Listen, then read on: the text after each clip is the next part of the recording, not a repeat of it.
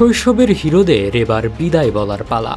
দীর্ঘ ১.৫ দশক ধরে ফুটবল বিশ্বকে মোহাচ্ছন্ন করে রাখা জাদুকরদের বিশ্বমঞ্চে এবারই হয়তো দেখা যাবে শেষবারের মতো। বিশ্বকাপের মঞ্চে আর হয়তো দেখা যাবে না লিওনেল মেসির সেই জাদুকরী ড্রিবলিং, যেখানে মুহূর্তেই বোকা বনে যায় প্রতিপক্ষের পুরো ডিফেন্স। আর দেখা যাবে না ক্রিশ্চিয়ানো রোনালদোর মাধ্যাকর্ষণকে হার মানানো সেই লাভ কিংবা আইকনিক সি উদযাপন।